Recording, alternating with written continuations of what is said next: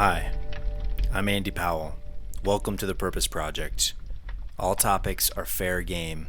I hope you enjoy.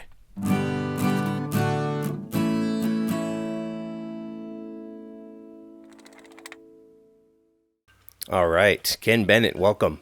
Thank you. You are currently the senator for Legislative District 1 in Arizona. Yes. And how long have you been doing that? Well, I've done it on two different occasions. I was the senator from this district from 99 to 2007. Okay. And we have term limits in Arizona, so that was an 8-year, and I was term limited out. So, and then I was elected last year, must have been 2022, and took office in January of 2023. So I'm in my first year of another 2-year term. Okay, so the term limit that expired previously in 2007, that got reset? Arizona's term limits reset whenever you are out of that office for at least one term. Oh, really? So you can go 8 years in the House, take a 2-year term in the Senate, and you can reset and go back to the House for another 8 years, or vice versa. Do a lot of people bounce back and forth? A few do. I've never done that. I've never served in the House. I've always and only served in the Senate. So. Right on. Well, let me give you a good introduction here. Ken Bennett, born in Tucson, raised in Prescott, Legislative District 1. From 1985 to 1989, you were on Prescott City Council. Yes. State Senate, 99 to 2007. And 03 to 07, you were the president of the State Senate. You were appointed Secretary of State in January of 2009 to finish Jan Brewer's term. Correct. I learned most of this from your website, so thank you. All righty. And then elected to that post in 2010. Correct. You served on the board of directors for Cancer Treatment Centers of America for 10 years. Yes. You served on the Prescott Chamber of Commerce Board, the Arizona State Board of Education, and the Arizona State Board of Charter Schools. And then I ran out of ink, but there was a lot more. No, so a couple follow-up questions just about that. What is the Chamber of Commerce? What is that for?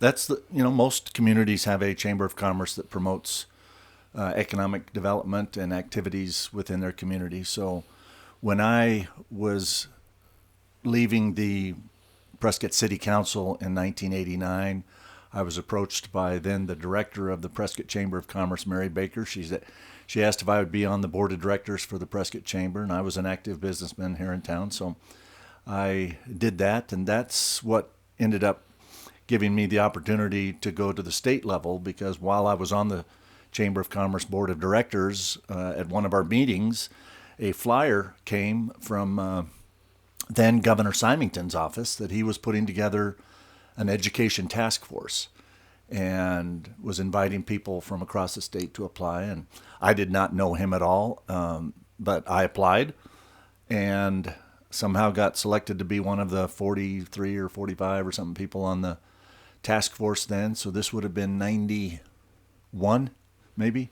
Right on. And I was on a task force, statewide task force, for about a year, looking at the whole K-12 school system.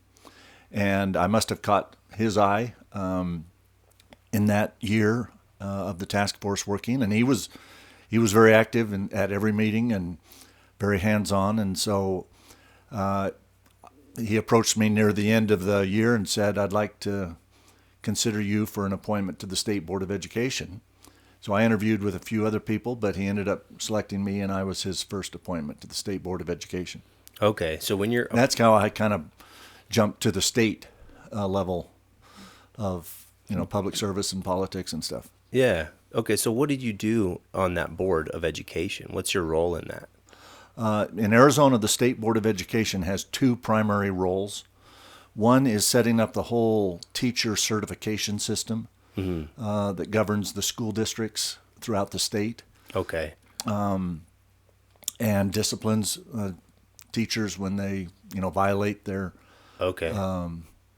professional standards. Yeah. And sometimes you have to take away those certificates. Do we still have those professional teacher standards today in Arizona? Yeah. Okay. There's a lot of weirdness going on, so Wasn't sure. And then the second main responsibility of the State Board of Education in Arizona is to adopt the graduation requirement. And for years, that was what I call kind of a seat time. Mm-hmm. You had to get so many credit hours during your high school tenure. You had to pass so many courses and accumulate, I think at the time it was 21, it might be 22 now, credits. And some of them were in required courses, so many years of English, so many years of math, so many years of social studies and science and things. Okay. And then once you had accumulated that many credits, then you graduated. When I was on the State Board of Education from 92 to 98. That's what was going on. I noticed there was a 10-year gap. I wasn't sure what there was there. That was when we kind of tried to change Arizona's graduation requirements from seat time. You passed so many courses during your 4 or 5 or however many years of high school it took you, to more of a competency-based graduation requirement. Mm-hmm. So we came up with the academic standards for the state of Arizona. And then we came up with a test that measured whether students met those standards at certain grade levels, 3, 5, 8, and 12. Okay. And there were standards for each of those gradations. In fact, I think there was even a kindergarten standard, and there was a 1 through 3 and 5 through 8 and 9 through 12. And so we came up with the standards and then a testing mechanism. Most people might remember the old Ames test, Arizona's instrument to measure standards. I sure do. I was one of only 3 maybe. I was one of only 3 legislators that ever took the Ames test. There were a lot of students in Arizona that took the Ames test. Yeah. And for a while, what we were trying to do was change graduation from just accumulating credit hours to competency. Yeah. Could you demonstrate through the Ames test that you could read and write and do math? And we wanted to add science and social studies and all of that. And so the Ames test kind of became a high-stakes graduation test that was contemplated. Mm-hmm. And my children were in the first year, or in the years that were going to be the first high school graduating class of Arizona that was going to have to pass the Ames test to get a high school diploma. But I left the legislature, well, let's see. It kept getting delayed. And eventually there were enough people concerned that their kids or somebody couldn't pass the test, and so it kind of got changed or watered down, and then it was replaced with the Arizona Merit test and some other things. But the whole idea behind the academic standards and the Ames test was, instead of saying, if you just passed 21 or 22 courses during your 4 years in high school, we'll call you a high school graduate, to, well, can you really prove that you can read and write and do math at a certain standard, a certain level? Yeah. And maybe you can do that as a sophomore. Yeah. Our vision was, at least mine was, that if students could demonstrate competency in reading, writing, math, science, social studies, there were 9 different categories, arts and history and all kinds of stuff. But our vision was that if a student realized that they could demonstrate competency or proficiency on those standards, mm-hmm. let's say maybe in their sophomore year, they could spend their junior and senior year taking dual credit courses, so that they could graduate from high school with maybe a half a year or a year or year and a half of college courses already under their belt. Yeah. So then college, instead of being a 4-year ordeal, might be 2 or 3.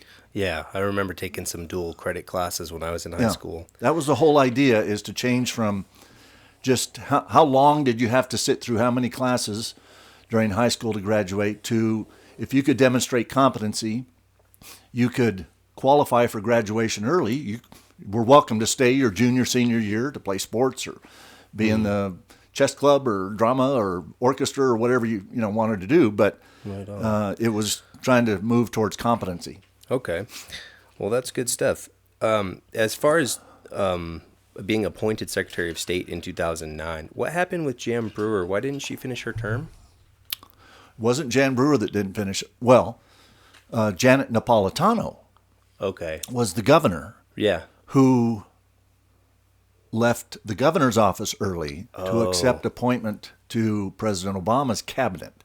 She became the Secretary of Homeland Security That's right. for Obama. That vacated the governor's office in Arizona, So then everybody slid over. and Jan Brewer moved into the governor's office, and she appointed me to replace her as Secretary of State. Okay, cool. Thank you. So you are running for re-election for your position that you're currently in this Yes. coming year, right? In 2024, the primary will be in August, I think, and then the general election again in November. Okay. And your top issues that you're concerned about in Arizona are election integrity, border security, and managing the state budget. Is that right? Those are three of the near top ones. I'm chair of the Education Committee, so I would probably say that improving our education system in Arizona, which is the largest single expenditure of state funds out of the state budget, goes to education, is probably one of the top 3 or 4 as well.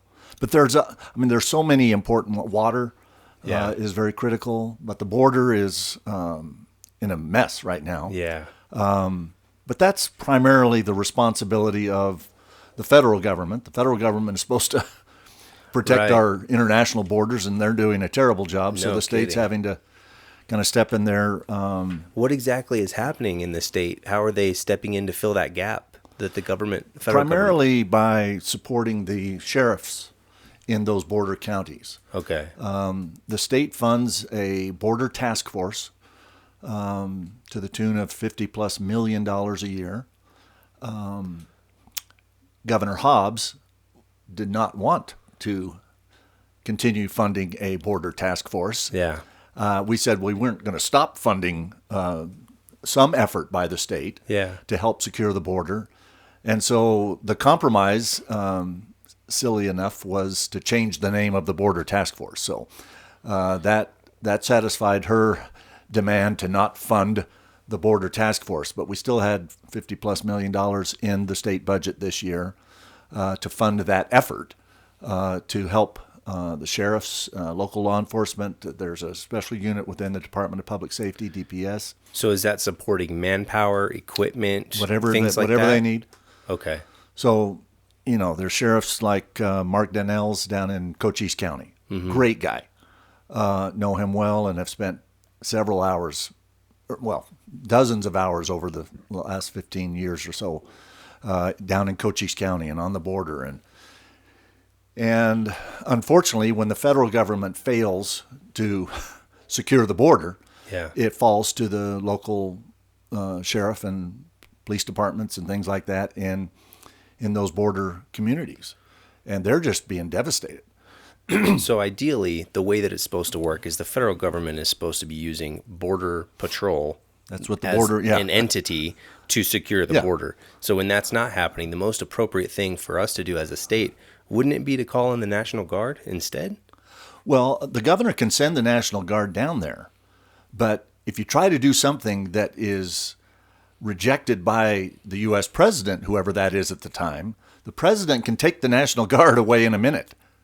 So if you, as an Arizona governor, whether you're Republican or Democrat, sent the National Guard down to the border to, kind of tell the border guard, step aside, we're going to do this job, the U.S. president would nationalize the Arizona National Guard in a minute. Really? Yes. I didn't understand that. Okay. And so a state governor, even a border state governor like an Arizona governor, is very limited as to how they can use the National Guard. And basically the National Guard has been limited by some state and federal policies that they can provide backup. So they can help provide support to the Border Patrol. Yeah. But they can't take over the front line, protect the border responsibilities that the Border Patrol is supposed to do as a federal agency. Okay. So, Hobbs earlier in the year said she was against sending the Arizona National Guard down to help secure the border. Now she's saying she's for it. Well, Why? And so Why do you suppose that would change? Because she seems to be politics. She seems to be for the open border, and Well, for all these people coming across. Like, how do those people coming across play a role in future elections and in voting? Well, they shouldn't. They should not be becoming registered voters unless they're granted amnesty. And we've had that. I mean, Reagan granted amnesty back in the 80s to a few million illegals that were in the country. I mean, federal administrations, both Republican and Democrat, have been getting this wrong for a long time. Yeah. I think the Trump administration, frankly, got it right more than anyone else. As far as building the wall? As far as starting to build the wall, securing the border, telling people in Mexico and all the countries south of there and around the world that if you come here illegally, we're going to send you back to your country. We're going to not, give you amnesty. Yeah, we're not going to give you amnesty. We're not going to give you a quick path to citizenship because that's a disgrace and a slap to the face of people who have been going through the legal immigration process for decades. Yeah. And so, yeah, I think Trump got it more right than most presidents. Yeah. But I certainly don't support amnesty because to me that sends the exact opposite signal Exactly. of what we need to send as a country, which is we're a country of laws. And Yeah. if you're going to do something, you're going to do it the legal way. Yeah. You don't break the law illegally and then we'll give you amnesty and just call it. Yeah. It gives people incentive to come over here illegally. To me, the principles of being neighbors with other countries are the same principles of being neighbors on our streets. Yeah. We can and do have fences between our yards. Yep. Interestingly, most of the time, people build fences to keep their kids and toys in their own yard, more than they are probably trying to send some big signal to their neighbor that you can't come in my yard. Right. But as neighbors, if you want to visit your neighbor, you don't hop over the back fence. You go to the front door. You ring the doorbell. You call ahead of time saying, "Can I come over and would like to have dinner with you?" Or what? You do it the right way. Right. You go to the front door. You are invited in. You have dinner, or you play games, or you watch TV, or you do whatever good neighbors do together for a few hours, and then you go back out the front door and go home. Yeah. You do not hop over their fence, break into their garage, and live out of their freezer. Might be quicker that way, though. Well, and unfortunately, when we don't enforce the border, Yeah. then we incentivize people to do it the illegal way, which is quicker and cheaper than, the legal immigration way. So we got to fix legal immigration Yeah. and eliminate illegal immigration. Would you say it's more of a priority to finish building the wall, or more of a priority to, maybe not even finish building the wall, whatever way we could figure out the problem at the border to resolve that? Or As I say, I think Trump was doing it better than most presidents for the last several decades. Well, my question is more of priority. Is it more important to fix the border issue, or more important to punish the people who are not doing their job regarding the border? Well, I've talked to a lot of Border Patrol agents. I spent a lot of time when I was running for governor 6-8 years ago with the leaders of the Border Patrol Union and Employees Association. Art Del Cueto, for example, is a name that you'll see quite a bit.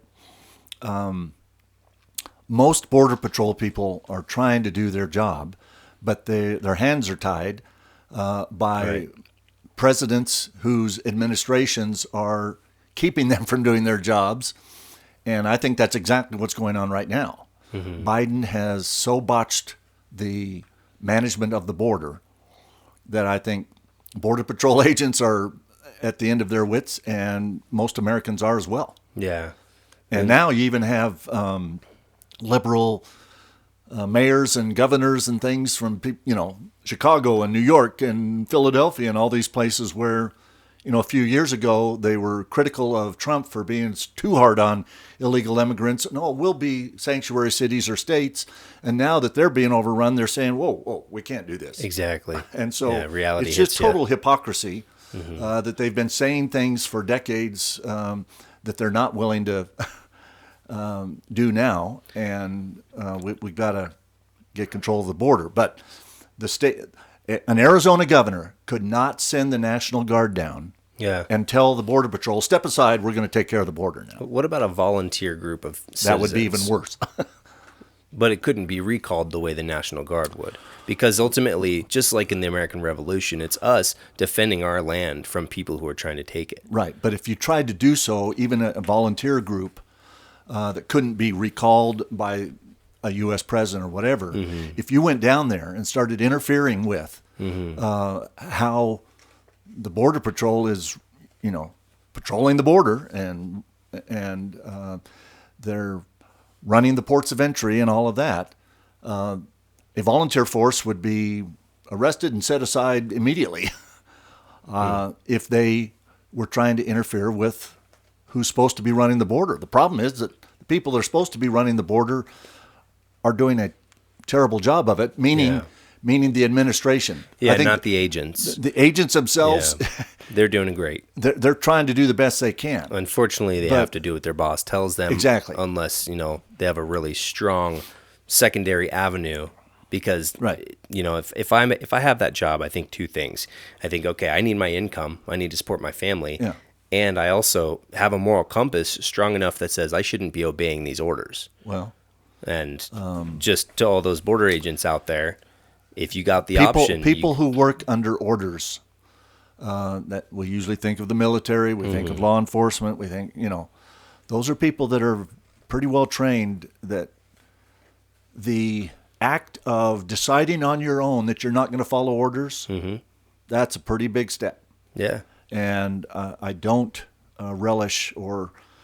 well, I encourage people to think for themselves. Yeah, I agree. And when it comes down to these types of orders that are letting tens of thousands of people cross our border, and we're checking them in and we're giving them passes to wherever they want to go. It's ridiculous. Whatever's going on with that, these people that are actually doing that work, they need to stop.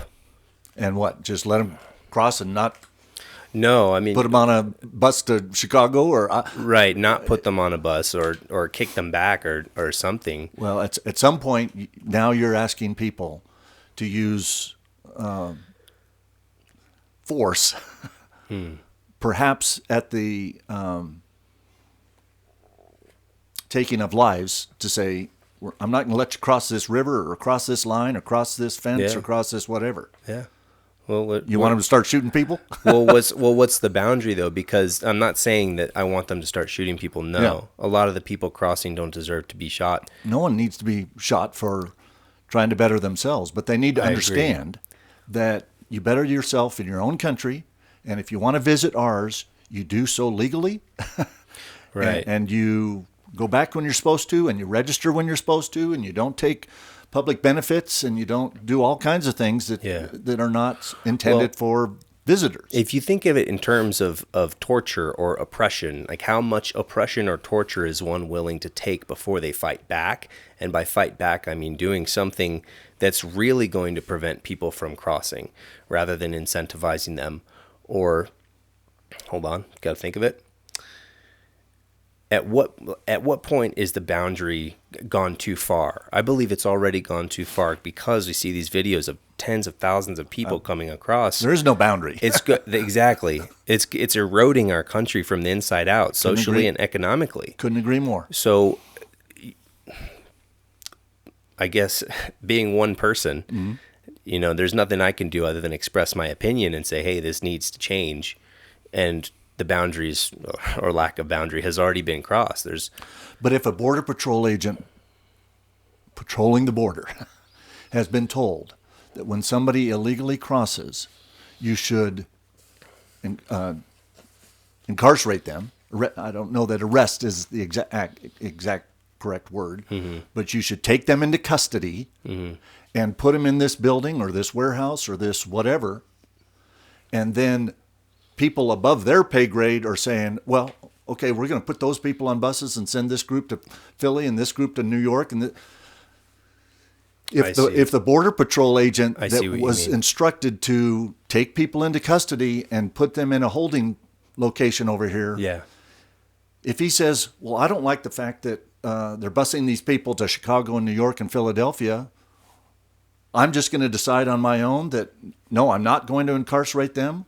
I'm going to point a rifle in their face and say, if you take one more step, I'm going to shoot you. Right. And what do you do when they take one more step? Yeah. I don't think we want Border Patrol agents deciding on their own. They're going to start shooting people who crossed a line, either imaginary or otherwise. Yeah. When I mean take it into your own hands, I don't necessarily mean start shooting people. What I mean more is go on strike or quit your job or some things, some sort of that action. means we don't have the insufficient number. I mean, we're already insufficient in the number of Border Patrol agents that we had. I mean, they had to close the port of entry at Lukeville, or they chose to close the port of entry at Lukeville. Do you know how much of this is the Sinaloa cartel paying people off to? I have no clue. I've been accused of having fake mortgages on my home to launder money for the Sinaloa cartel. It's totally BS and totally ridiculous and totally untrue.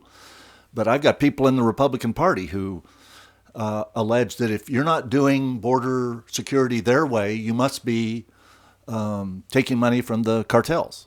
And I've never taken a dime from the cartels or anybody else. But does your position have any association with, like, what is your relationship to border security as a senator of this? I know Art Del Cueto personally. He's the president of the Border Patrol Agents Association, or whatever it's called. I have visited the border many times as Secretary of State or as state senator. Yeah. I've toured ports of entry. But as far as influencing what's happening at the border, the only thing I can do is call my congressmen and senators, U.S. congressmen and senators. I can call Eli Crane on the federal or Kirsten Sinema or Mark Kelly and say, do something. Yeah. Okay. Or I could try to call the president, but I don't think the president's going to take my call. Right on. Okay, cool. Well, thank you. Thanks for going through that. It's a tough situation down there because, I care about people, and all those people just want a better life. My family used to live on the border. My great-grandparents lived in northern Mexico, had a mercantile store in Douglas. They eventually had and owned a home in Douglas. My great-grandfather was captured by Pancho Villa in 1914 or 13, held for ransom for 10 days, escaped, put his wife and 9 children in a wagon and headed north. They ended up in Gilbert. Wow. And so, yeah, I know about, what it takes to live and maintain a border and be neighbors with a country. Like I said, it's the same as being neighbors with people on a street. Yeah. If they don't break into my house, I'm not planning to break into theirs. Mm-hmm. But if they want to call and come to the front door and have dinner or play games or whatever, let's do it.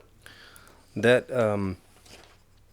the thing you mentioned about the fake mortgages, what is that all about?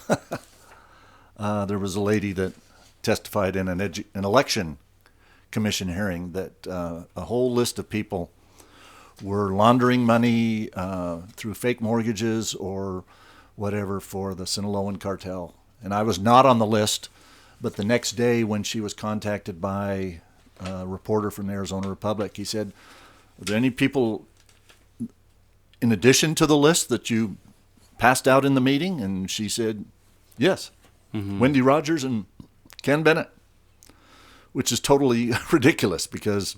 Why would she say that? I don't know. Isn't that lady part of That's Brager, Jacqueline Brager. That's right. Yeah, they're part of a forensic elections investigation commission, right? Or some sort of forensic investigation. Might be self-appointed, but she's not been appointed to any elections commission. But she was invited by Liz Harris, who was a state representative from Mesa or Gilbert or somewhere. Okay. She was invited by Liz Harris to come to a special committee hearing where we were trying to figure out how to make our elections more secure. She was the last person to testify. Mm-hmm. And all of a sudden she passed out this 80-some page report and started talking about how the governor and all these judges and these police officers and these mayors and Kristen Sinema and the Secretary of State. And then she started to mention people in the legislature who were taking bribes from the cartels. How is she getting this information? From her boyfriend, what was his name? Thales? Thaler. Thaler. I know I came across that at one point. Thaler. Thaler is an attorney who I think the whole thing goes back to a very acrimonious divorce between Thaler and his wife. And his wife, he doesn't like his ex-wife and his ex-wife's mother. And they're both notary publics. And he did all this research and found all of these titles to people's homes and mortgages and things that they had notarized or something. And somehow put 2 and 2 together and came up with 9 and said, all these people that are getting these fake mortgages from my ex-wife or signing notarized by my ex-wife must be doing something illegal, so I'm going to say they are taking money from the cartels. Yeah, and somehow that was connected with there being extra votes in the 2022 election from those properties, right? I don't remember that specifically, but basically she stood at the podium and alleged that a whole list of people on a certain page of the 80-some page document were public officials, the governor all the way down to Speaker of the House, judges, mayors, city councilmen, police officers, on and on and on, who were supposedly taking money from the cartels. Wow. And I objected and simply said, this is not the appropriate time to be accusing public officials of crimes. If you have evidence that public officials have committed a crime, then you take that evidence to the attorney general or the county attorney. And what if those people are compromised? Well, one of them at the time was a Democrat. You had Chris Mays as a new Democrat state attorney general. You had who's the new Republican county attorney? County attorney. Can't think in Maricopa County, the new. So you had a Republican county attorney, a Democrat state attorney general. If you think that both of them are compromised, then take it to one of the other county attorneys around the state. Take it to a U.S. attorney. Mm-hmm. We have U.S. attorneys assigned to Arizona. Take it to one of them. But you don't stand up in a committee hearing about how to make our elections better and accuse public officials of taking bribes from the Sinaloan cartel just because your ex-wife notarized their documents. And so I objected that this was not the right time to be doing it. Right on. And now I've got people saying I must have been trying to protect them and myself and anybody else. Total baloney. Right on. Okay. Well, let's get through the rest of these questions here if we can. But the guy just wrote a book, published it himself or something, that said that the sweat was pouring down my face and I looked so guilty you could hardly not tell. Yeah. And I wasn't sweating. That's in the book? Yeah. Oh, man. Okay. He said that when his girlfriend finished testifying, there was dead silence in the room. Mm-hmm. It's a total lie. When she was testifying and started to name people on page 23 or whatever it was that they were doing all this illegal stuff, I said, point of order, Madam Chairman. This is not, and before I could even say what my point of order, the vice chairman of the committee, Alexander Cullinan, said, yeah, this is not the right time to be accusing people of crimes in a public setting. And there was no dead silence. I was not sweating. I was not trying to protect anybody. But yeah, he characterized it in his way, and that's what people do sometimes. Yeah. They lie about stuff to make themselves look better or think better or feel better. Happens all the time. All right. So going back to re-election for state senate. Yes. Sorry. Okay. So what makes you the best guy for the job? Well, I'm doing it right now. Mm-hmm. I'm a conservative Republican who knows how to do the job. I've done the job for 9 years now. I've balanced 9 state budgets. I helped pass the largest tax decrease in the history of the state of Arizona. Yeah. When I was a state Senate president in 05 and 06. So I have gotten more money for education. I have balanced state budgets. I've paid off debt. I've got tax reductions for the citizens of the state of Arizona. I've been awarded numerous times by numerous different organizations. Most recently, for example, the Arizona League of Cities and Towns. I was identified as a champion this year because I respected the authority of local mayors and city councils of the 91 cities and towns around Prescott, or around Arizona, including Prescott, Prescott Valley, Chino Valley, Dewey Humboldt. So the League of Cities and Towns thought that I fought so well for local control. Everybody says, Yavapai County should, take care of Yavapai County. Yeah. Prescott should take care of Prescott.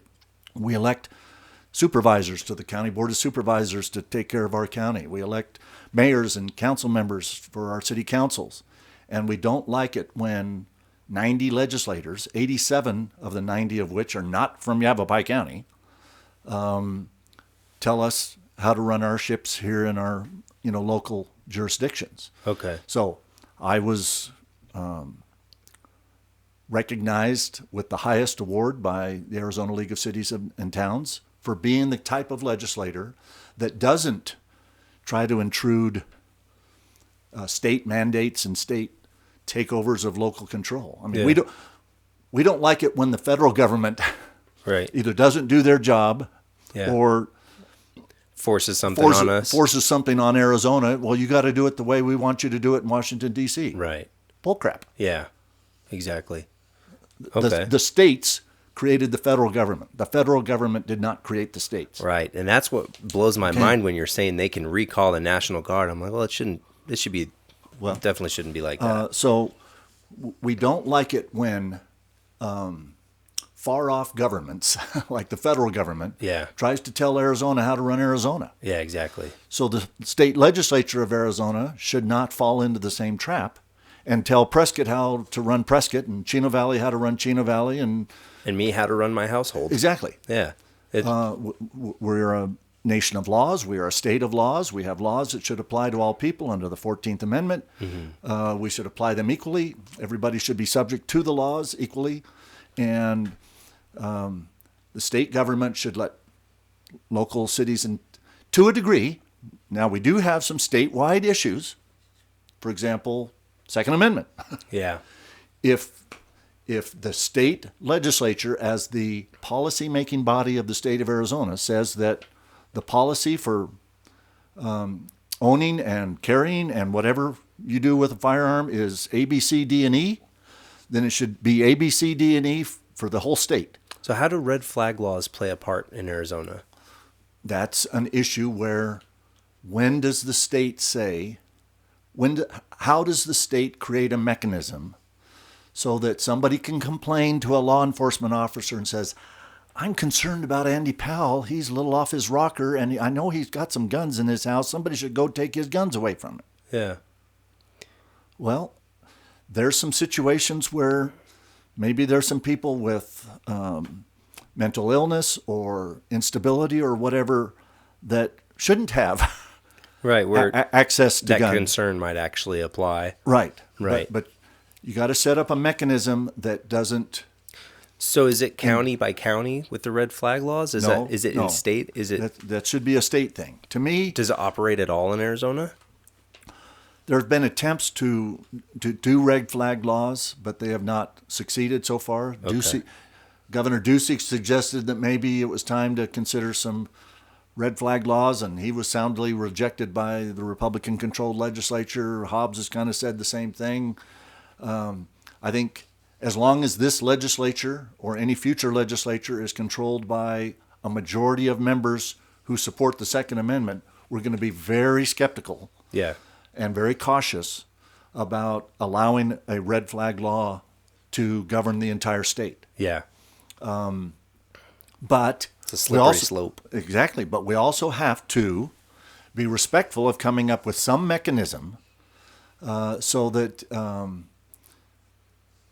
if a person is threatening their family members, their friends, their schoolmates, their whatevers, if you have been found guilty of abusing firearms, if you've been committing thefts and crimes with firearms, I mean, there's certain lines that we have to define.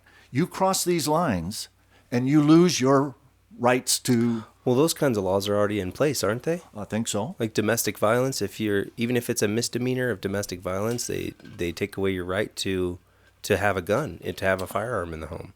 Right. So what if you threaten domestic violence on a website or your Facebook, or if you're one of the kids that shot up Columbine or something? Columbine or Sandy Hook, or you can go back and you can see things in their social media posts and things that say, oh, here were some red flags that maybe we need a law that says if somebody posts on their I see what you're saying. So you don't want to punish everybody for the crimes of the few. No. But you also want to prevent the crimes of the try few to somehow. prevent them somehow. Is there something else I can help with? No. Okay. We must have said Siri somewhere. That was weird. All right, cool. So yeah, that's what's meant by red flag laws. Mm-hmm. When one of these heinous situations occurs and 20 kids get killed in a school somewhere, and we finally start finding out about who did it, and we say, oh, well, here's these 35 posts on their Facebook where they were threatening this or that. And could have seen it coming. Yeah. Yeah. That's hard, though, because you have people all over the internet that threaten things all day long that don't mean anything. Correct. It's crazy. All right. What would you say is your greatest strength? Greatest strength is building relationships. Okay. And being able to get people to find a win-win solution. Compromise. Yeah. Well, Or some people hear the word compromise and they think, oh, you're compromising your principles. You're maybe mediate. Mediate. Or diplomacy. Facilitate. Okay. Yeah. Cool. Helping bring people together. Find a common ground. Yeah. Whether you're a Democrat, whether you're one of the, 14 and 29, whether you're one of the 43. 43. I mean, we've got 90 in the legislature. Mm-hmm. Okay. And there's 52 Republicans and 48 Democrats. Okay. Okay. So when you're that narrowly divided, You have to work together. and you've got a Democrat governor, you are not going to get a bill signed to do whatever. Might be the best thing in the world. Yeah. You're not going to get a bill signed if that bill was only supported by 16 Republicans in the Senate and 31 Republicans in the House. Yeah. So I guess it's 44, 90. We got 44 Republicans in the legislature and 44 Democrats and 46 Republicans. Okay. 16 and My math meter is and I'm not still not functional. getting. I don't know why my math isn't getting better, but it's It's okay. It's 90 total 90 in the total. House, and there's a split by how many? 2?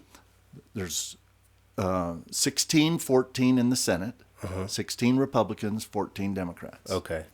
So it must be 40 of the 90 legislators. There's 47 Republicans, 43 Democrats. Okay.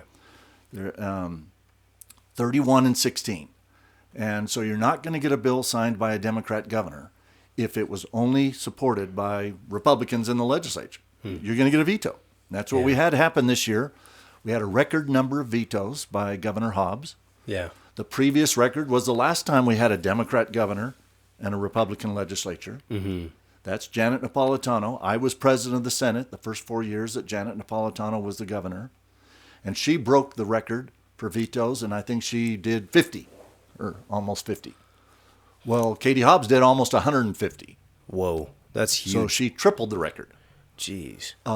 So I think my greatest strength is I'm fair with people.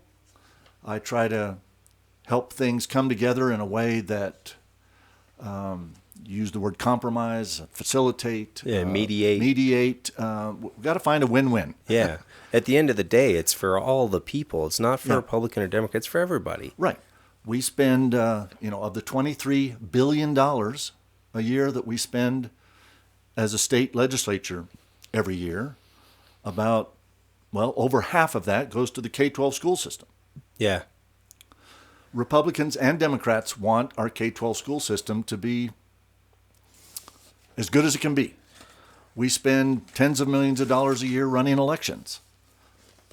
We got to do better. Yeah. That was one of my other questions is what percentage of your job is it to allocate funds? The biggest responsibility that the legislature and therefore the legislators have each year is passing the state budget. So that's the ultimate policy statement. Where you put the public's funds is how you effectuate policy. Yeah. So the most important thing that the legislature does every year is pass the state budget.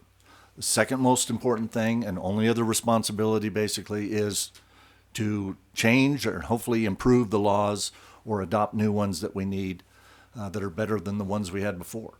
So how do you decide what money goes where? It seems... A lot of it is based on what did we spend last year. Oh, okay. I mean, if you were running your household and you had $50,000 to run your household and you say, okay, my mortgage payment is, $1,500 a month. Okay. Yeah. I'm not going to change that. Okay. I wish it was less or whatever, but if my mortgage payment is what my mortgage payment is, so we have formulas, for example, in state law. Okay. That when a child shows up in the K-12 school system, we fund a child. How much does it cost per child? On average, it's about $13,000 per child per year. Per child per year. Okay. Now, some are much more. If you're autistic, if you're Down syndrome, if you're severe learning disability, if you have any one of a number of characteristics, there are weights that get added to your count. And so some children may have a weight of $50,000 a year. What kind of a student would constitute that? Down syndrome or severely autistic. So it just takes a lot. Brain damaged. Yeah. Okay. A lot more care for that individual. You might have a one-on-one teacher's assistant. Okay. That makes sense. My brother-in-law has been a social studies teacher in one of the Phoenix school districts for 34 years. One year, 10 years ago, he had a student who was severely brain damaged, and about the only thing that this child could do was twitch to the right, which they thought meant yes, and twitch to the left, which they thought meant no. Okay. He had a full-time assistant or teacher's assistant that sat with that child to try to figure out whether he was saying yes or no to whatever they were trying to get him to do. So you can spend huge amounts of money on certain children. If you're blind, if you're deaf, if you're, the school runs a school for the state school for the deaf and blind. Mm-hmm. We spend probably an average of $60,000 or $70,000 a year per student per year. Wow, for them. Okay. So, in the grand scheme of things, we have formulas in state law. And it says if a student shows up in a school district or a charter school, or now we have the ESA scholarship programs. Right. If a student shows up and they're an Arizona student and they deserve an education per the Constitution of the state of Arizona, we're going to fund them at whatever the funding is. So a lot of times you're starting with these formulas that so many kids are showing up in the K-12 school system, and so we got to spend X amount for them. Mm-hmm. There's formulas for people that qualify for access. If your family is below a certain, 200% of the federal poverty level, if you're below a certain income level, you qualify for access.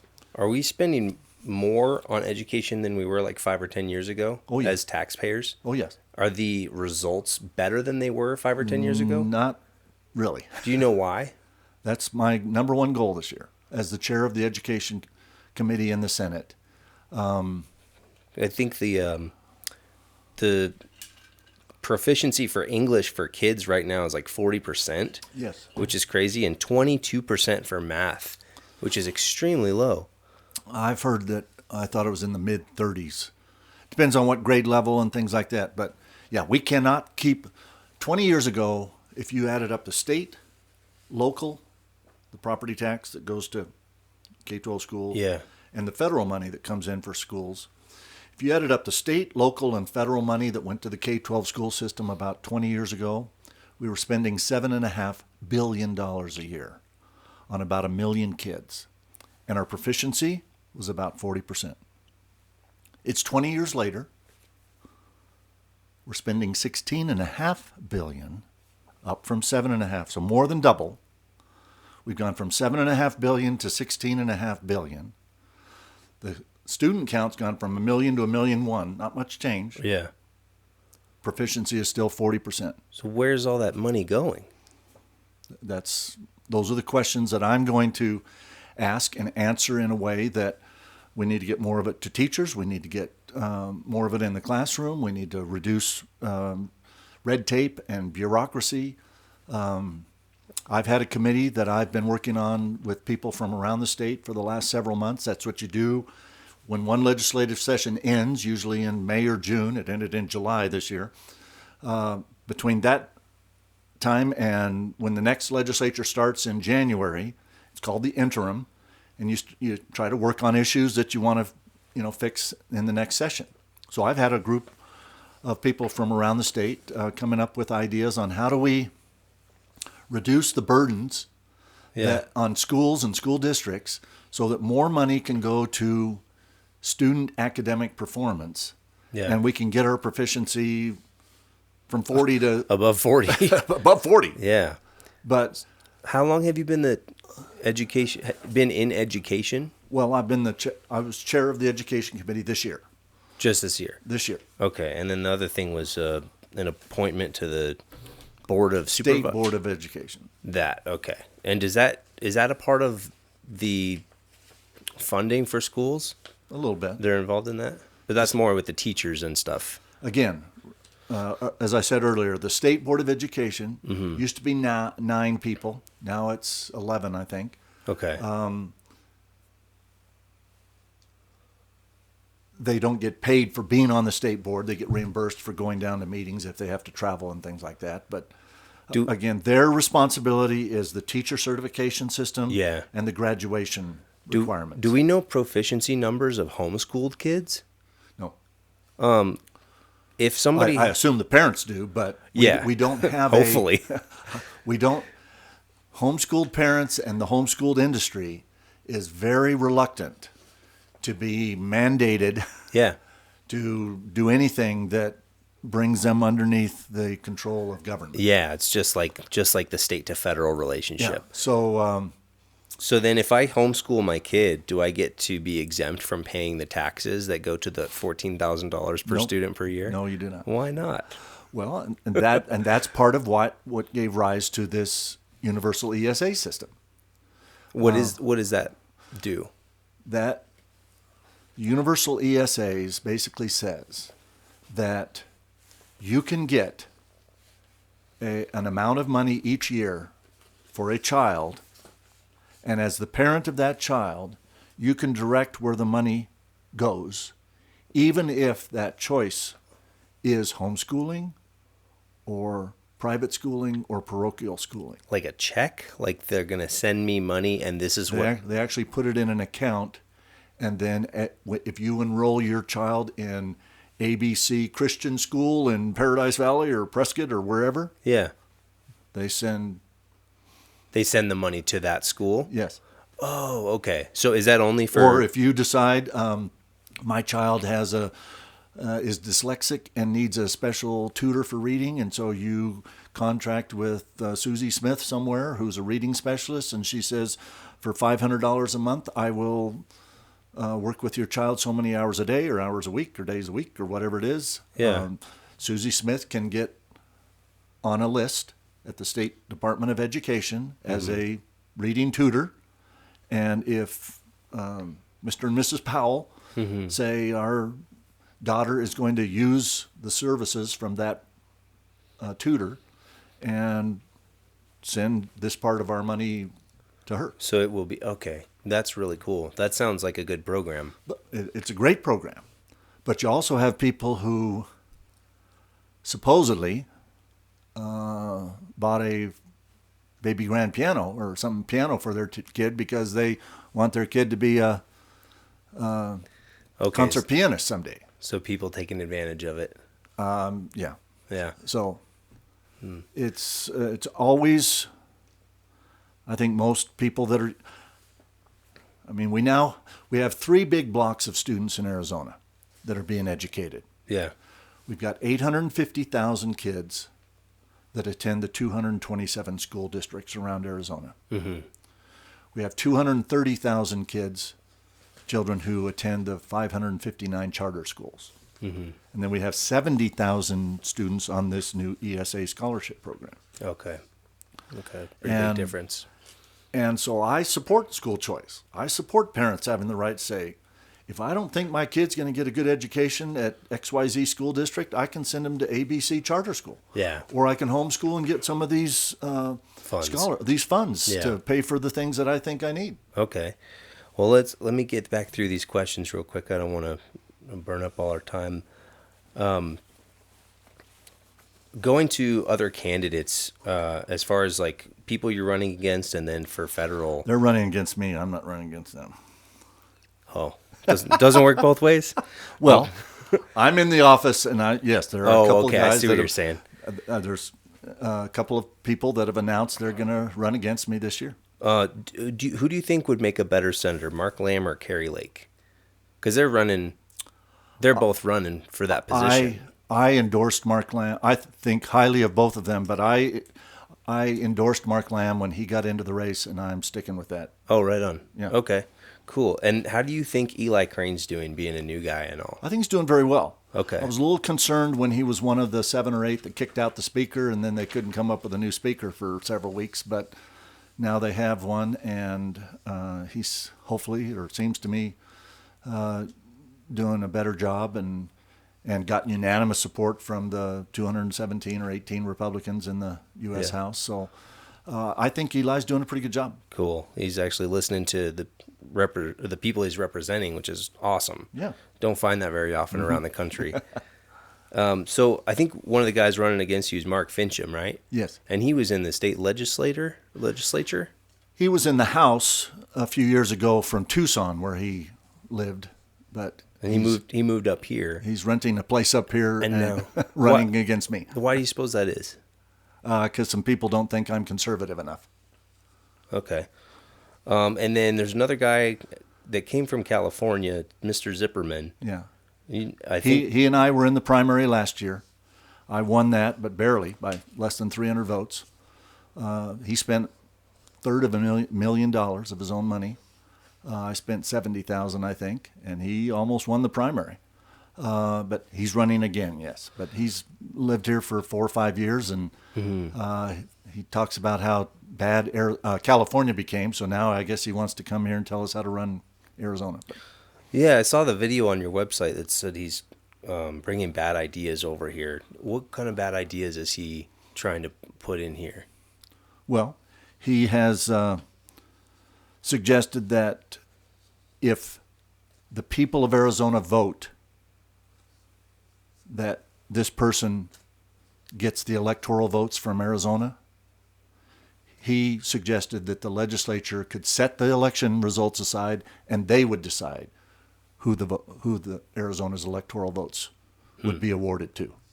I don't think that's correct. I think the people of Arizona should decide who wins the presidency race in Arizona. Yeah. Now, that means that our elections have to be accurate. Right. They got to be transparent. Yeah. They got to be trackable. They got to be publicly verifiable. We should have full disclosure of who's registered to vote in an election before the election occurs, so that we can make sure there's not 38 people on 123 Maple Street. Right, exactly. Or that John Smith has registered under 5 different versions of John Smith and he's voting 5 times. Yeah. All of that has to be tightened way down. We got to make sure that when people sign their ballot envelopes, it's really them signing their envelope. Yeah. So we got to tighten up our elections. But he suggested even if the people voted Donald Trump, won Arizona for president, if the Democrats controlled the legislature, under his theory, they could say, no, Donald Trump didn't win. We're going to give the results to Hillary Clinton back in 2016. We wouldn't want that. No, no. That's weird. I haven't heard that. That's interesting. I didn't know that was even a thing people were thinking about doing. Well, Mark Fincham's the same way. Oh, really? Mark Fincham wants the legislature to be able to override the votes of the people and decide who gets Arizona's 11 electoral votes. Does that have anything to do, like, do they feel that way because of election integrity issues? I'm sure they would blame it on election integrity issues, but you got to fix the election integrity issues. Right. You don't just let the legislature, 90 people. Right. Decide for all the millions of other people. Correct. Yeah, I agree. Awesome. What, in your video, you mentioned a negative and toxic campaign style that he's using. What is he doing that is... Well, he's taking it all down. But last year, if anyone was paying attention, and many were, he had a website called The Real Ken Bennett, and it was full of page after page after page of lies about me. He said that I raised taxes when I was in the legislature the last time. That's not true. Oh, okay.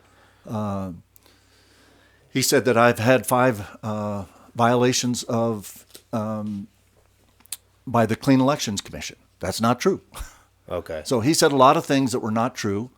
He had a campaign manager and a campaign consultant who I have been told by them told him the only way a person who moved from California to Prescott 3.5 years ago is going to beat Ken Bennett is to smear Ken Bennett. Oh, and so he did. So he tried, and he got within 300 votes of doing it. Has he done any of that this coming season? He's doing a whole different approach. He's hadn't said one word about me this time. I see. Okay, thank you for clarifying that. Well, let's say, no offense, let's say somebody else does win. You've been in this position and you've been in politics for a while. Are you willing to help, like, advise somebody that's in that position? If somebody came to me and asked in what I thought was a sincere yeah, exactly. request, if they're just asking me so that they can check off a box and tell people that they asked Ken Bennett, that's not what I mean. I'm not interested. But if somebody else won this position and wanted my advice, I'd be happy to give it. But I don't think either Mr. Fincham or Mr. Zipperman will do a better job of representing Yavapai County than somebody who's lived in Yavapai County nearly all their life. Yeah. Okay. Mr. Fincham's been here about 4 months and Zipperman about 4 years. Okay. And the reason I ask is because from an outside perspective, like, I'm not super involved in politics. I'm not, like, into it. But I see the left and the right and that whole thing. And it just seems like a lot of people just fighting even within parties. And it just seems like we could do a lot better in helping each other figure stuff out. I don't think either one of them, Fincham or Zipperman, will have any success bringing people together, finding win-win solutions. They are both, if you're a Democrat, you're evil. You have no good ideas. I don't even want to talk to you. We're going to do it my way or no way. Oh, I see. Okay. Going back to the election stuff from, well, I guess, do you think that our elections are fairly run right now in Arizona? There's some huge improvements that we need in our elections right now. What's wrong with them? They're not transparent, trackable, and publicly verified. Okay. So we need a much better, hope I didn't mess the camera up here. Oh, no, you should be okay. My first bill that I will introduce in January will be the bill that the governor vetoed last year. It's on election integrity. It was called the Ballot Images and the Cast Vote Record Bill. And it basically said that whenever we do an election in Arizona, the election department from every county should publicly publish 4 things. Before the election, they should publish the list of voters who are eligible to vote. That's already a public document. Okay. But you can look through it and say, oh, at this address, I can see, Ken and Jean Bennett are registered at this address. Yeah. There's not a Ken and a Kenny and a Kenneth and a Kenneth R and a Ken. And, there's not 5 different versions of Ken Bennett registered at that address. There's one. And you think everybody should be able to see that? Yes, and everyone has that right now. How would somebody find that? It's the voter list of each county. Right now, you got to pay for it, though. Okay. Okay. I want the counties to publish that. Now, there's a few names that get redacted. If you're a police officer, if you're a victim of domestic violence or whatever, your name might be anonymous. Yeah. And hidden address. I see. And there might be 200 of them in Yavapai County. Right. But at least we know that, okay, there's 200. There's not 200,000 when there's only 175,000 voters. Yeah. Okay. So publish the list of who's eligible to vote in an election by name and address before the election so that we can check and make sure that we don't have people registered 5, 6, 7, 8 times or Exactly. whatever. After the election, 3 things get published. A list of who voted. There shouldn't be anybody on the who voted list that wasn't on the eligible to vote list. Yeah, exactly. Okay? Then the third thing is the images of the ballots. Those are anonymous. You don't know whose ballot's whose. But if there's 100,000 people registered and 80,000 voted, there shouldn't be any of the 80,000 who weren't part of the 100,000. Correct. Then when we publish the ballot images, how many of them should there be? 80,000. Yeah. If there's 80,000 people that voted, there should be 80,000 ballots. We don't know whose is whose. And then the fourth thing that would be published is what's called the cast vote record. That's the record of the votes cast on each of those ballots. It's a big spreadsheet. And each row on that spreadsheet is a anonymous ballot. Ballot number 1, all the votes are on row 1. Yeah. You can look and see that on ballot number 1, we recorded a vote for Smith in this race and Jones in that race and Garcia in this race. We can look at ballot number 1 and say, yeah, that's what was on ballot number 1. Yeah. Smith and Jones and Garcia. Yeah, and not... And We can add up the totals for Smith and Jones and Garcia and make sure that that's the total that the county reported to us. without saying Andy Powell voted Garcia or whatever. No, you have no idea who voted for who. But you know the amount of people that voted, and You know and that who the voted. amount of ballots you have is exactly matched to the number of people who voted, and you have the spreadsheet where everything was added up, Okay. and you can see whether you want to check one ballot or 100 ballots or every ballot. You can verify that the votes were correctly recorded in that cast vote record, that spreadsheet, and that they add up to the numbers that the county reported to us. Okay. That makes sense. That's the first time I've heard that. So I got that bill through the House, through Yeah. the Senate and the House, bipartisan. Uh-huh. I even had Adrian Fontes, the Democrat Secretary of State, supporting the bill. Uh-huh. I had Republican senators or Democrat senators supporting the bill, and Hobbs vetoed it. Well, see, that all makes sense until the veto. Like, Okay, the veto- why wouldn't everybody want proper elections unless you're trying to cheat? Okay, the reason given was that if you do this in primary elections, in a primary election, we vote on a party ballot.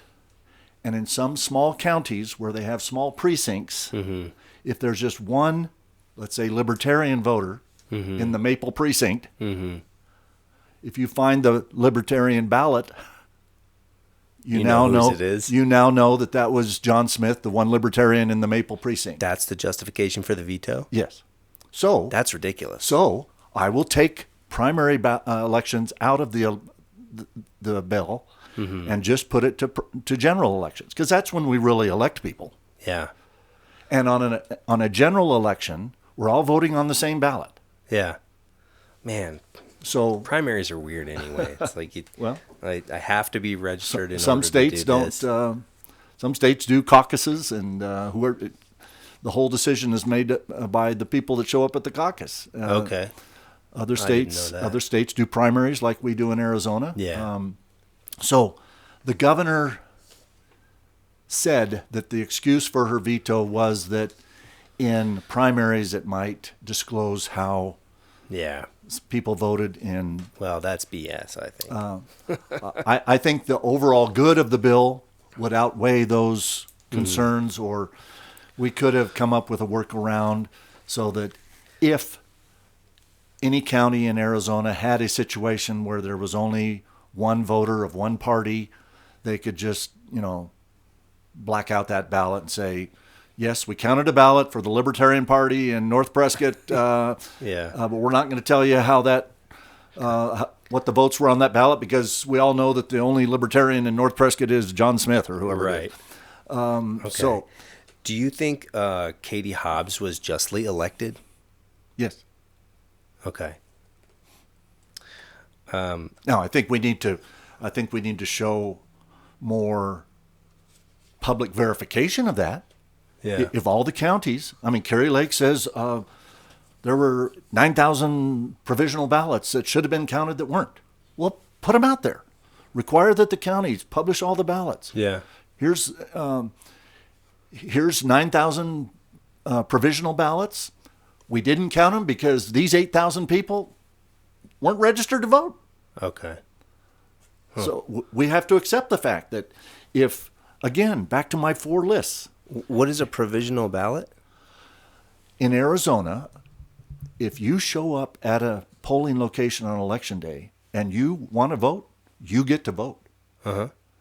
But if you're not on the list of registered voters, that you have to vote what's called a provisional ballot, because we're going to do some extra double checking to make sure that.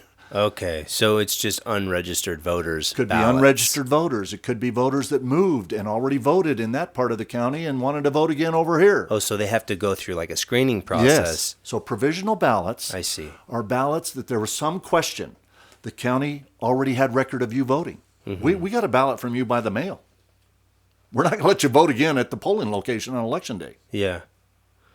Okay. So provisional ballots are whenever there's a question as to whether we're going to count this ballot, the voter still gets to cast a ballot. Yeah.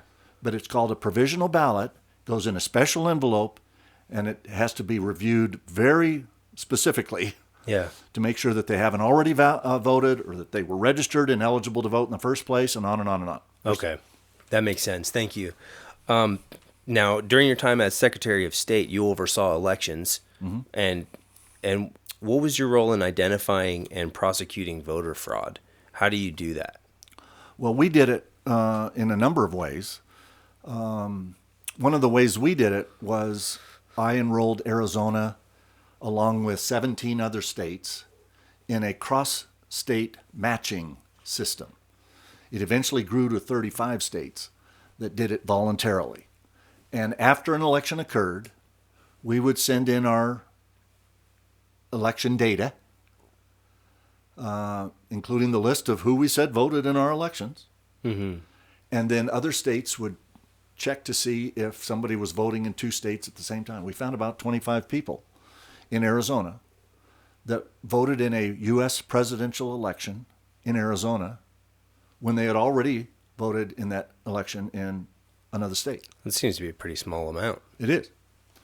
So, yes, there's voter fraud that occurs, mm-hmm. but when we were checking for people voting in a presidential election in Arizona who had already voted in another state, we found and prosecuted 25-ish people, I think I remember. What does prosecution look like for those people? Jail time? No. Most of them got a fine of around $2,000 to $2,500. They lost their voting rights for 2 years and had to do like 100 hours of community service. And once they did sounds pretty good. Once they did all that, they could get their voting rights back. But they lost their voting rights for a period of time. That sounds like the punishment fits the crime. I think so. I think that's good. Okay, let's see.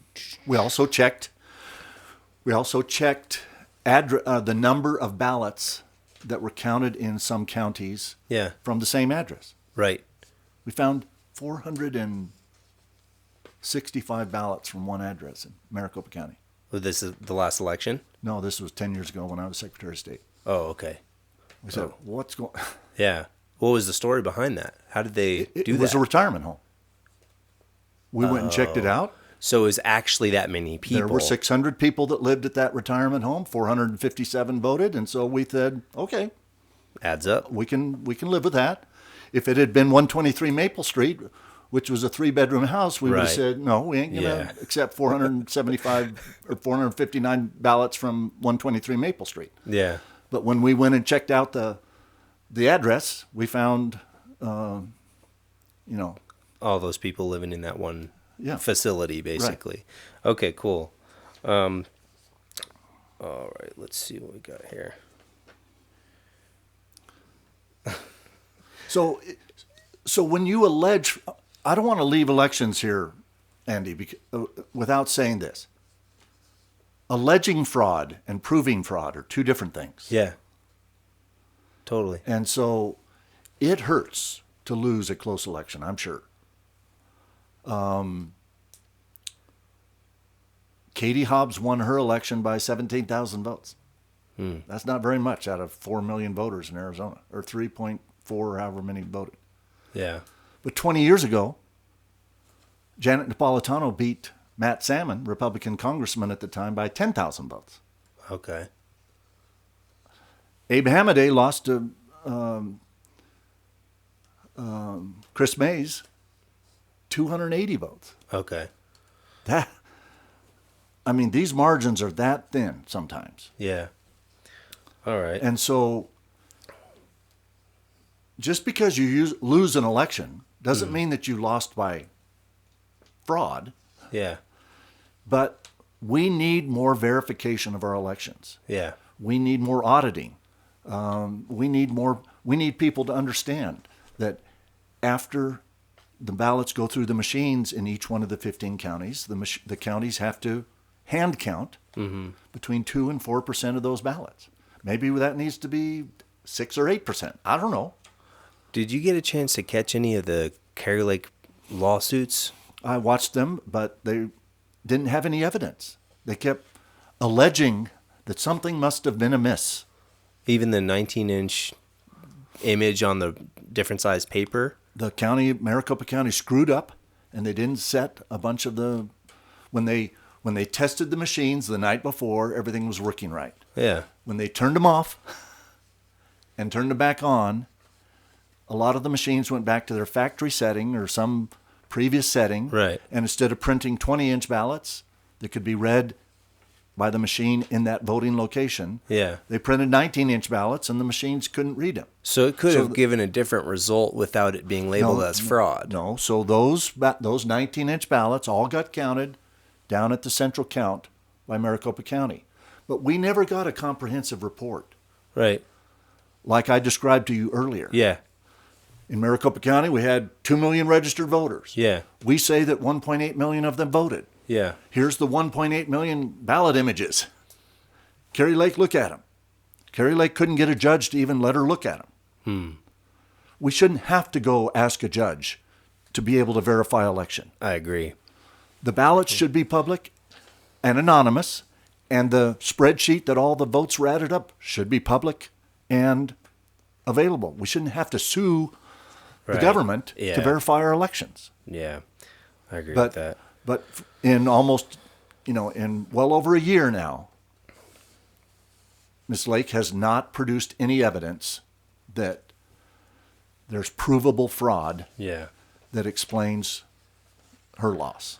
Yeah, because even if it was, what do you call it, complacency or something like that, those things still got counted. You're saying on the wrong paper, even though it was Yeah, those 19, they had door number 3 in front of the machine. Well, the machine won't read it, so we'll put it in door 3, yeah, but we'll count it. Well, I'm sure there's a lot of skeptical people. Hey, you couldn't even program the printer right, so that it would print a 20-inch ballot so I could watch it be counted. yeah, And now I'm supposed to trust you that you're going to take it down to another place and Yeah, make sure it's counted? I think a lot of people are concerned about that. So we need better chain of custody. Yeah. We need better signature verification. Well, the good thing is that we were able to see all of these weak points in the system as it currently is. Yeah. Yeah. Well, let me get. every day, usually 2 or 3 times a day, I verify my identity. Yeah. I verify it to a credit card company. I verify it to an insurance company. I verify it to a bank. I verify it to, 2 or 3 times a day. On your phone. Yeah. I do something, and what do I get? We just sent you a 6-digit number on your cell phone that we know you have, or you told us you've had. Mm-hmm. We just send a 6-digit number. As soon as you tell us that 6-digit number, we're going to process your payment or your Yeah. purchase or your whatever. Mm-hmm. Why can't we do something better like that in elections? Instead of, I'm going to check your signature against a Right. piece of paper you signed when you registered 35 years ago. Yeah. That doesn't seem to be a very good system. We can do better. Right on. Okay, well, let me get through some other Yeah, stuff we're here. We're pushing the Pushing time an hour and a limit. half, aren't we? Are we really? I think so. Oh, We've got crap. 8 o'clock. Oh, wow. Okay. Well, let me get through the rest of this. Okay. Let me kind of figure out what's priority here. This is all done. Oh, the one question I had is the money that is allocated toward different places, does it have to be given to government institutions or offices?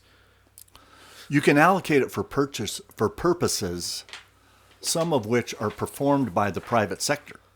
Okay. So, for example, we allocate a lot of money to maintain our roads in Arizona. Uh-huh. Most of those roads are built by private companies. Yeah. Yeah. I mean, the Arizona Department of Transportation spends hundreds, probably almost about $1 billion a year fixing state highways. They don't have a maintenance and construction division Right. of the Arizona Department of Transportation. Yeah, they contract it out. They put it out for a bid, and 5 companies say, "Oh, I'll do it for $1 million, and I'll do it for $2 million," and then they. So money doesn't have to end up going to a state agency.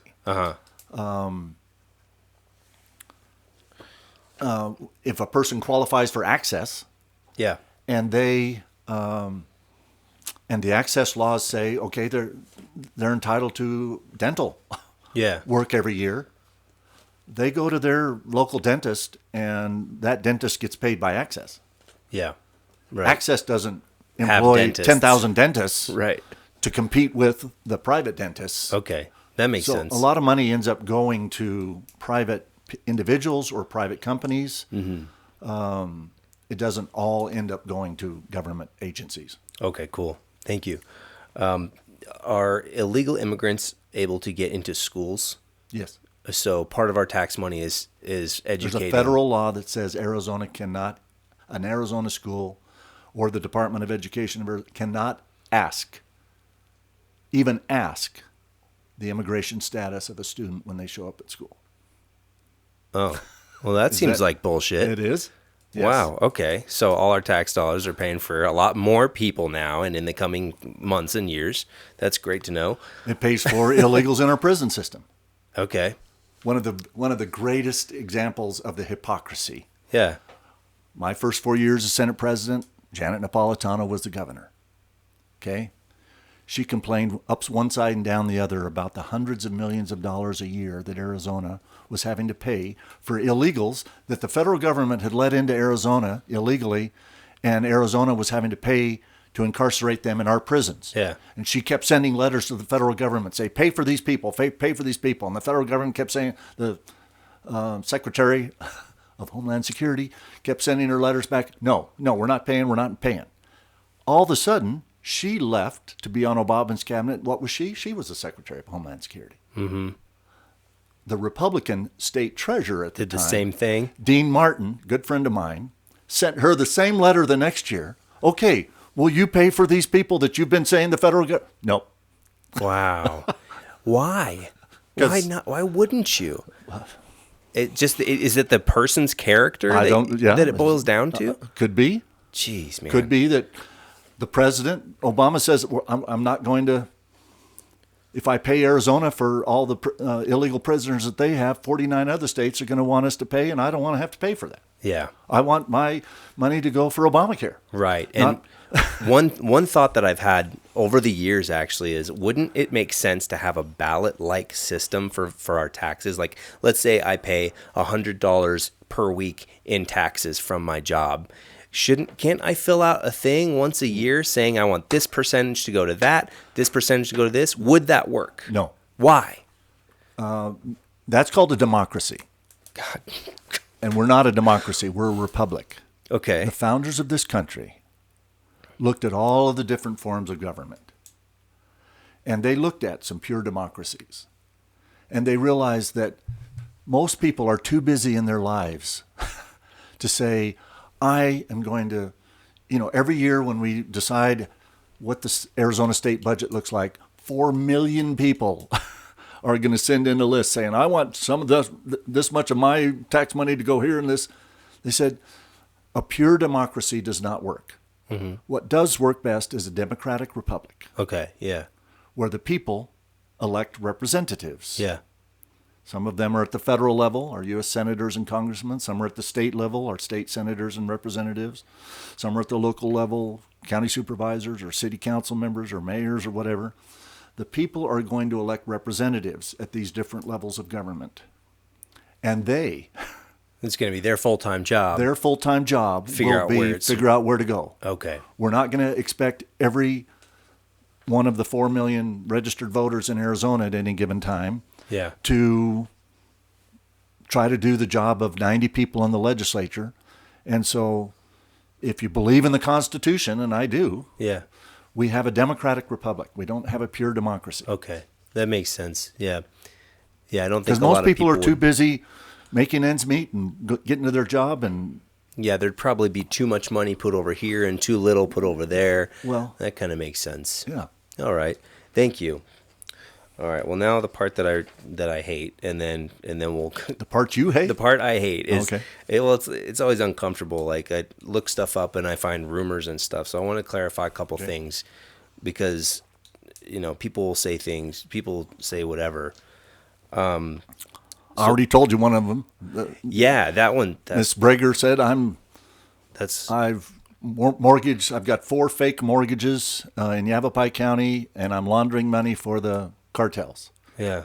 I asked. Oh, no, I didn't ask. The Arizona Republic reporter, Ray Stern, when he called the morning after she made this big presentation, he actually called the Thaler guy and said, well, is there anybody else that's, doing what you accuse these other 35 people? Oh, yeah, Bennett and Wendy Rogers in the Senate. He said, Ken Bennett?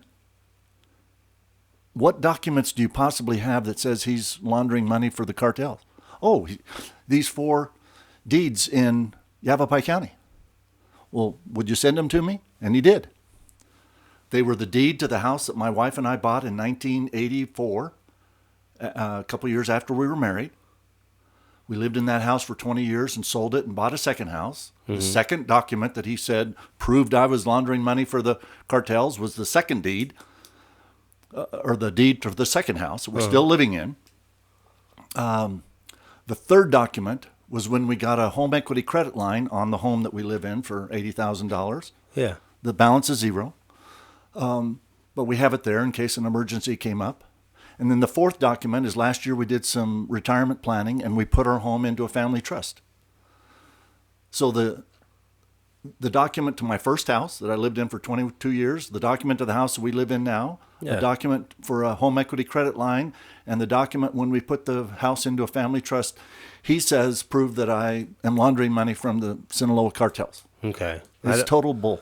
I don't know enough about how any of that works to know one way or the other. Okay, well.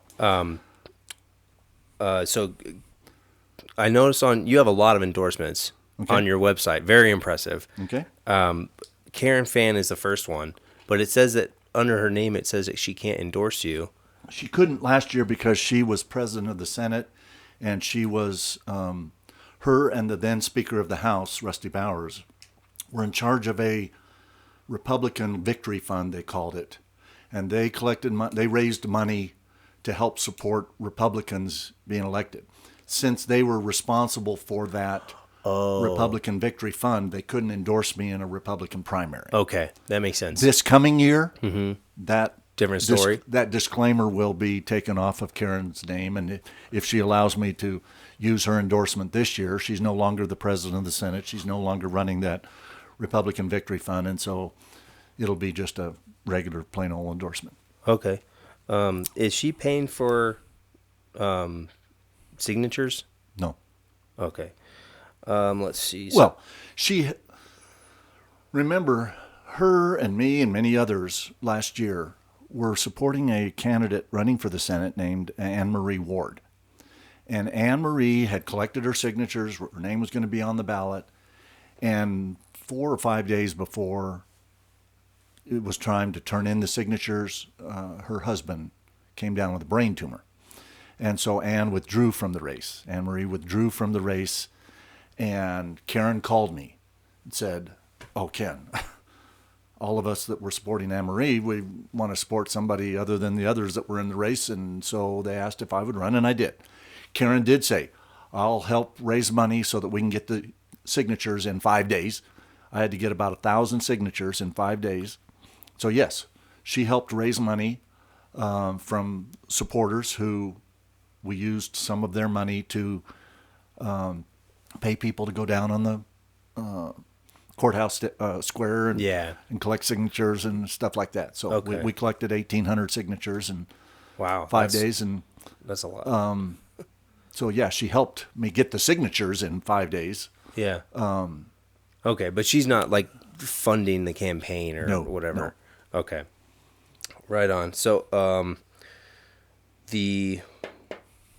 there's apparently public record of $2.3 million going to the Secretary of State's office in the 2024 fiscal budget. Is that true? Yes.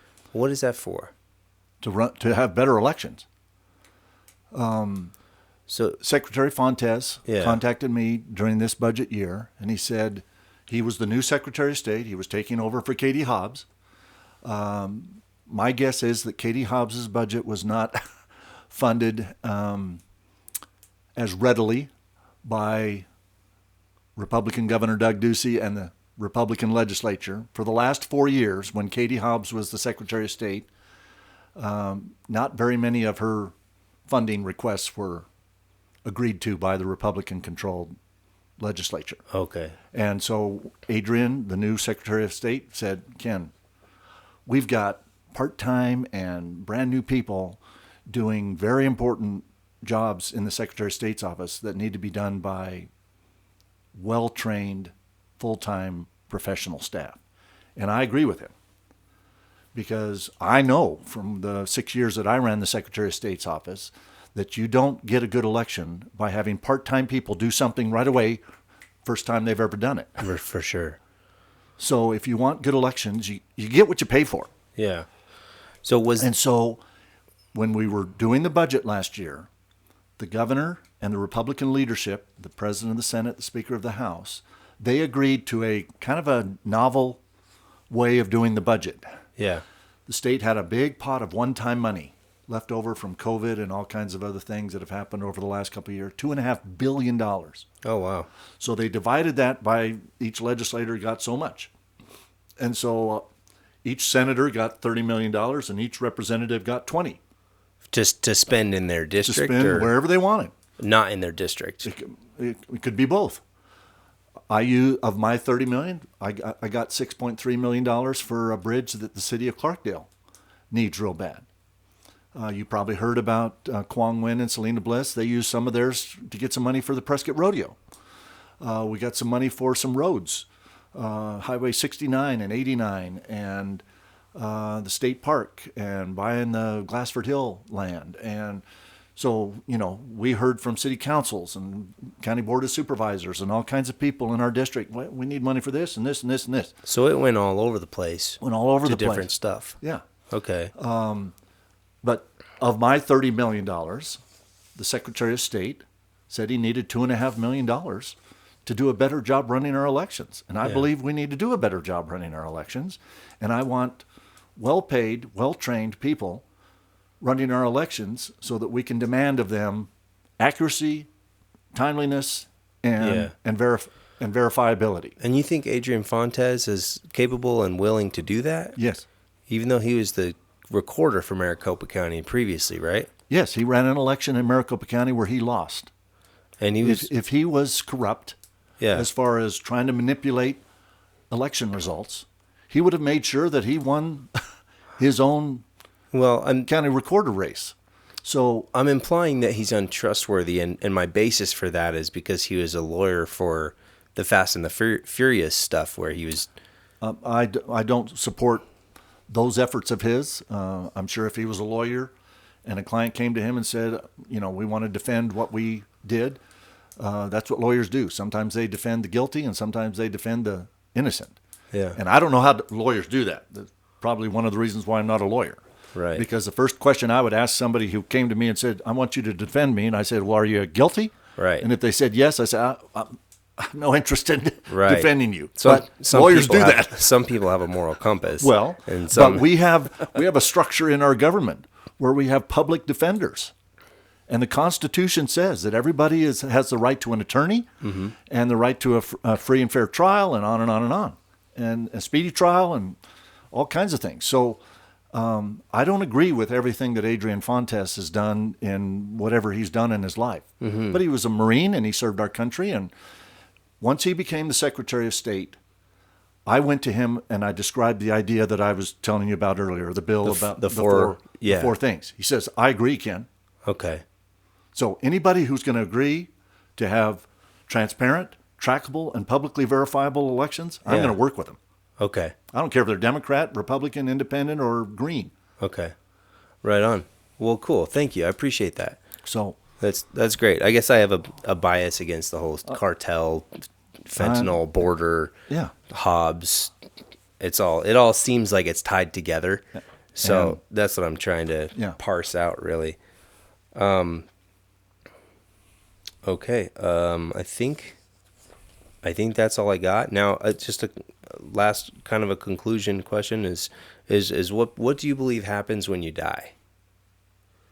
We return to a spirit world run by a Heavenly Father who's going to judge us all with a amazing balance of justice and mercy.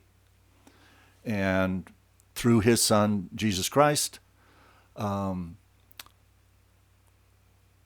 died for all of our sins, somehow all of that's going to be worked out in a loving and just way. And so there is an afterlife, I believe 1,000%. And I believe very much in the idea that God is in control. Yeah. And when he closes one door, he usually opens another. Yeah.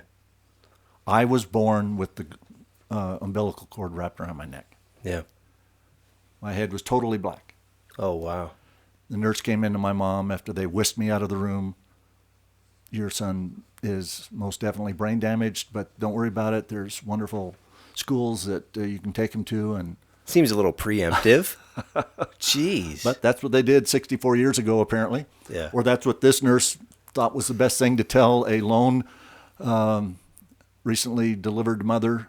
Her first child was brain damaged, but there'd be good schools. Don't worry, there's good schools. The lady in the next bed said, Donna Bennett, do not believe that. They had some people from the church come down and pray, and lo and behold, now maybe some people would say I did turn out brain damaged, but a few years later, my dad got a degree in agriculture from the University of Arizona. And we were living south of Tucson, a little town called Sarita. Now they say Sahuarita.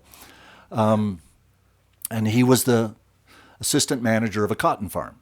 And that's all he ever wanted to do was be he wanted to be a farmer. And Christmas Eve of 1962, Mom brought me and my brother, who had also been born by that time, up to Prescott on the bus and to visit my grandparents who lived here in Prescott. This is where they had kind of grown up. My mom was born here. So Mom's in Prescott waiting for Dad to join him as soon as he finishes up on the farm or whatever.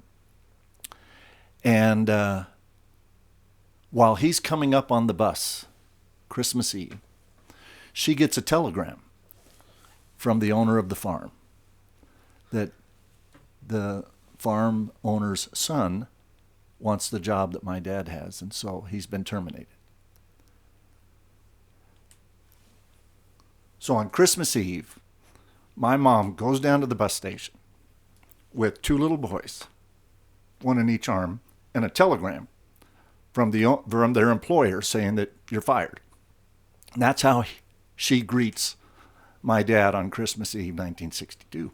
Wow. His life totally changed. And he decided to go to work for his father-in-law, my grandfather on my mom's side, who had the company that now is called Bennett Oil. Yeah. It was a little gasoline and diesel delivery company, and he had a couple tanks over on 6th Street at the time, and he would deliver heating oil. And so he went to work for his father-in-law. His 4-year college degrees out the window. Yeah. He's lost his job. Now he's delivering gasoline and diesel fuel for his father-in-law, who decides to sell him the company a year later. And that company now has been in business for 85 years. My grandparents started it in 1938. This is 85 years. We've employed thousands of families, employees over the years. It's been a fabulous business. And when God closed the cotton farmer door, Yeah. He opened the oil door. he opened a oil company door. Cool. And what was Czech's service, my grandparents on that side were named the Beulah Czechs. They were Bohemian. And so Czech's service became Bennett Oil. And Bennett Oil has become a thriving business. It's one of the oldest private businesses in Yavapai County. Does it operate outside Yavapai County? Yes. Where is it statewide? Do you guys deliver? We deliver statewide and even up into Nevada and Utah. Oh, wow. But so I have grown up with this. I mean, the stories I was told as a boy was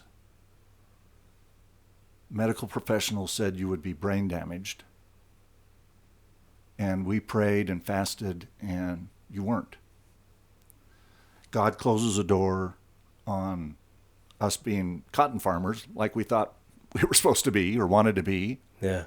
And ends up opening a much wider door, bigger door, for us to keep the family business going in a different way.